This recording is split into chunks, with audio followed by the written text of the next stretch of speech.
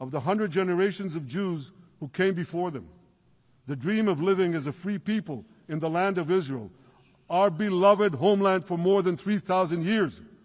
The dreams of living in our own independent state. The dream of having an army to defend ourselves.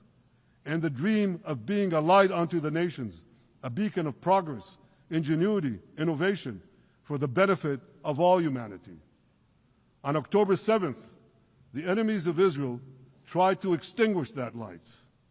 2 years later, the resolve of Israel and the strength of Israel burned brighter than ever. With God's help, that strength and that resolve would lead us to a speedy victory and to a brilliant future of prosperity and peace. Thank you very much.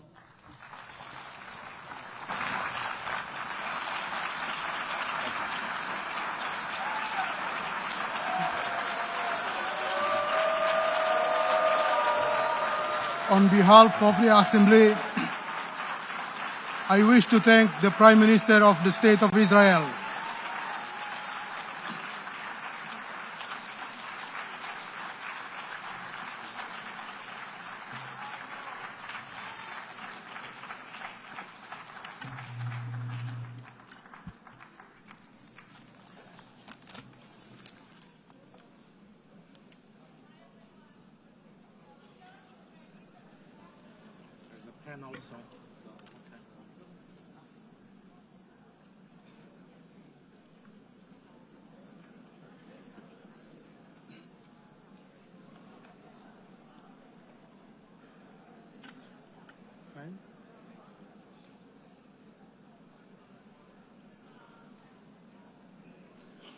The Assembly will now hear an address by His Excellency Muhammad Shehbaz Sharif, Prime Minister of the Islamic Republic of Pakistan. I request protocol to escort His Excellency and invite him to address the Assembly.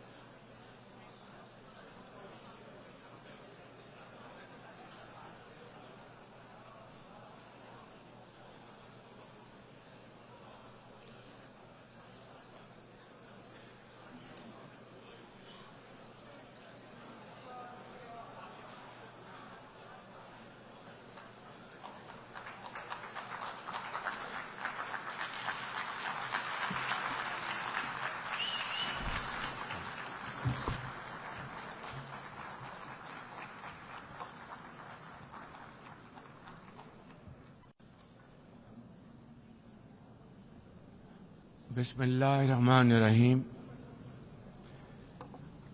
लैसल Birra अन तवल्लु वजूहकुम क़िबलल मशरिक़ी वल मग़रिबी वलाकिन्नल बिर्रा मन आमना बिल्लाहि वल यौमिल आखिर वल्मलाइकति वल्किताब वन्नबिय्यीन व आतल माला अला हुब्बिही ज़विल कुर्बा वल यतामा वल मसाकीन वब्न सबील वस्साइलीन फिर रकाब व अकामत सलाता व आतत ज़काता वल मुफ़ून बि आहदिम इज़ा आहदू वस्साबिरीन फिल बअसाई वद्दर्राई वहीनल बास उलाइकल्लज़ीन सदकू व उलाइकल मुनफकून.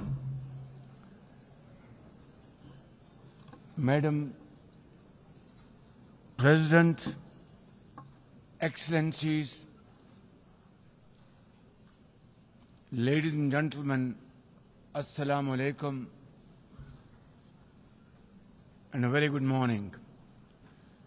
I wish to congratulate Her Excellency Annalena Baerbock on assuming the presidency of the 80th session of the United Nations General Assembly. I also commend Secretary General Antonio Guterres for his bold leadership of the United Nations in testing times. Ladies and gentlemen, our world is more complex today than ever before. Conflicts are intensifying, international law is being brazenly violated, humanitarian crises are multiplying, terrorism remains a potent threat, disinformation and fake news undermine trust, climate change threatens our very survival, and more so countries like Pakistan. Today, multilateralism is no more an option. It is need of the hour. Excellencies, Pakistan's foreign policy, guided by the vision of Quaid-e-Azam Muhammad Ali Jinnah, is based on peace, mutual respect and cooperation. We believe in the peaceful settlement of disputes through dialogue and diplomacy. Last year, from this very podium, I had warned that Pakistan would act most decisively against any external aggression. Those words of mine proved true. I hope it didn't. But then that is destiny.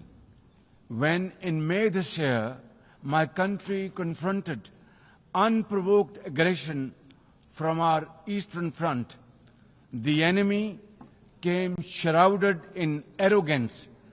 We sent them back in humiliation, delivering our bloody nose.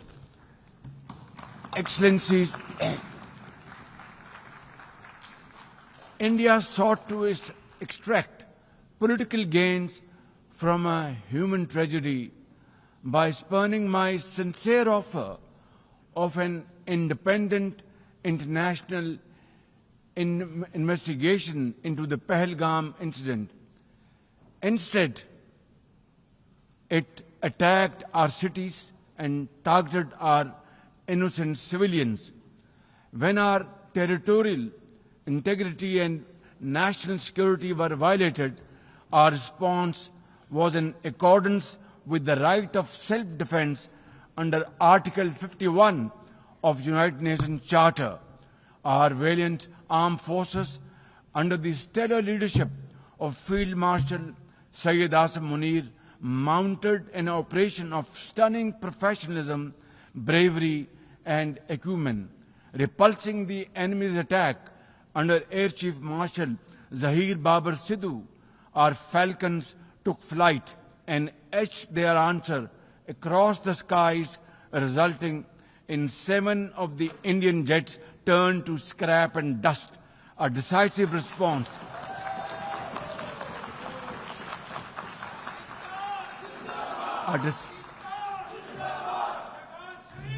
a decisive response to the aggressor that will echo through the annals of history.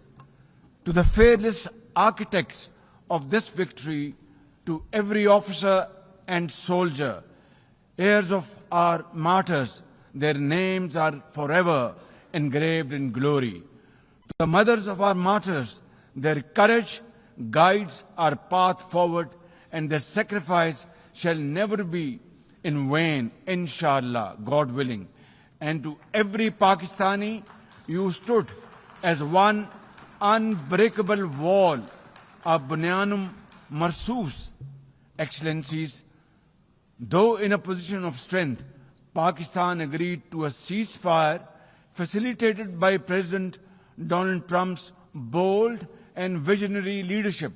We express our deep appreciation to him and his team for their active role in bringing about the ceasefire. President Trump's efforts for peace helped avert a more threatening war in South Asia. Had he not intervened timely and decisively, the consequences of a full-fledged war would have been catastrophic. Who would have lived to tell what happened? And therefore, in recognition of President Trump's wonderful and outstanding contribution to promote peace in our part of the world, Pakistan nominated him for Nobel Peace Prize. And I think this is the least we could do for his love for peace. And I think truly he's a man of peace.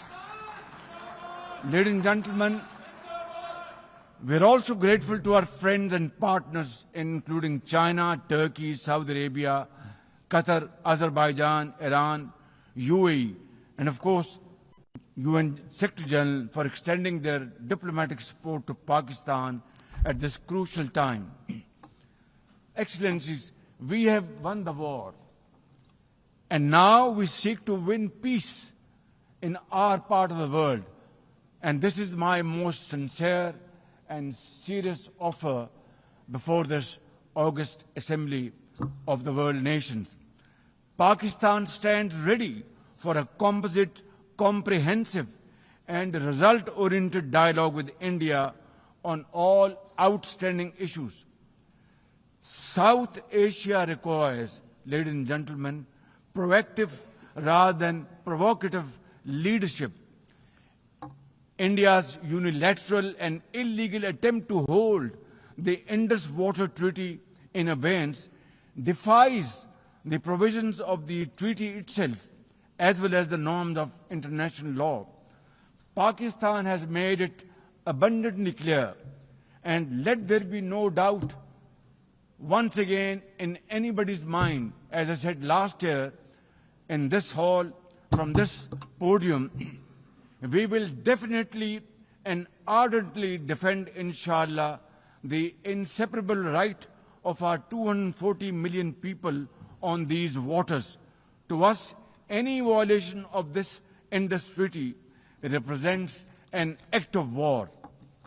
Ladies and gentlemen, through this august House, I wish to assure the Kashmiri people that I stand with them. The people of Pakistan stand with them.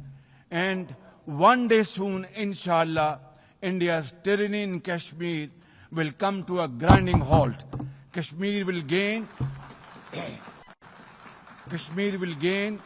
its fundamental right to self-determination through an impartial plebiscite under the auspices of this very organization, United Nations. Excellencies, the plight of the Palestinian people is one of the most heart-wrenching tragedies of our times. This prolonged injustice is a stain on the global conscience and our collective moral failure. For nearly 80 years, the Palestinians have courageously endured Israel's brutal occupation of their homeland. In the West Bank, each passing day brings new brutality. illegal settlers who terrorize and kill with impunity, and nobody can challenge them and question them. And in Gaza, Israel's genocidal onslaught has unleashed unspeakable terror upon women and children in a manner we have not witnessed in annals of history. In blind pursuit of its nefarious goals, the Israeli leadership has unleashed a shameful